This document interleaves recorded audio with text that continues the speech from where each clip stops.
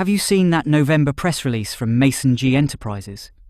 It's like a puzzle, lots of cryptic references to identity, politics, and something called pneuma. Yeah, I dove into it, and honestly, it reads like a riddle wrapped in a manifesto. They keep coming back to pneuma, and this strange tension around who controls identity.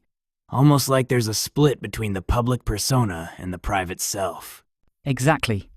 And what's wild is how they tie it to everything from feminism to the middle class and even powerful people like Schumer. There's a sense that someone or something is pulling strings behind the scenes. What stood out to you most in that? What really struck me is the struggle over recognition and representation. It's like the author is saying, my identity was being performed for an audience, but I didn't get to be the one on stage. That tension just hangs over the whole message. That actually reminds me.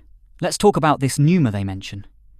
In the release, it seems like pneuma is both a spirit and a stand-in for someone's soul, or even their brand. Do you think it's just metaphorical, or is there something more literal going on? It feels like they're using pneuma as a way to describe the force that embodies someone's public presence, their identity, their icon, and maybe even their reputation. But at the same time, there's a sense that this pneuma could act independently, like it has a will of its own.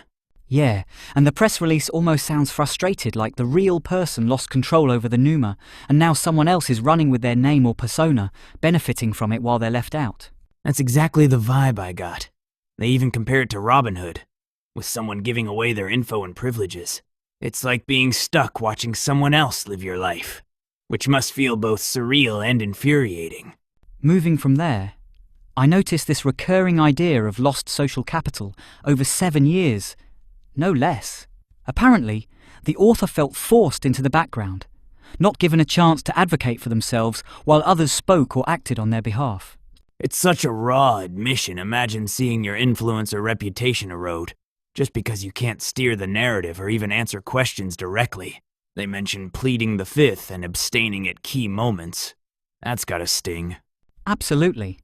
And they talk about recycled loss, almost like every time they tried to regain momentum, the same obstacles came back around. No wonder there's a sense of frustration boiling over. It's almost like being stuck on a loop, right? And the references to mental health misophonia, mental deafness, even describing self-punishment just underline how deeply this struggle affected them. Funny you mention frustration, because the release suddenly pivots to a warning for Republicans, hinting at the 2025 election. It feels almost like a coded message. Any thoughts on what they're trying to say there? There's definitely an air of suspense. Almost like they're forecasting a major shift if Republicans win.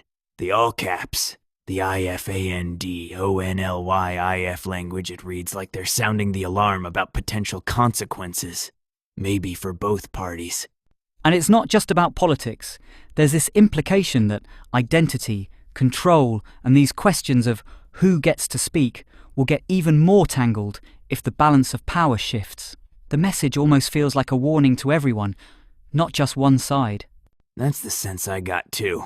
It's almost as if they're cautioning against repeating the same mistakes, letting a single narrative dominate while others are silenced or misrepresented. After all that, the list of international actors, news agencies, intelligence, even Hollywood felt like another curveball. Why do you think the press release broadened its scope so much? I think they're trying to show how interconnected this struggle for recognition really is. It's not just a personal fight, it touches government, media, and global perception. The issue isn't isolated, it's networked. And maybe that's part of the problem. When so many players are involved, it's easy for an individual's voice to get lost. It's almost like the press release itself is a plea to not be drowned out by all these powerful institutions. That's a great way to put it. In the end, it reads like a call for agency, wanting not just to be seen, but to actively define your own narrative, even when the world feels impossibly crowded and noisy.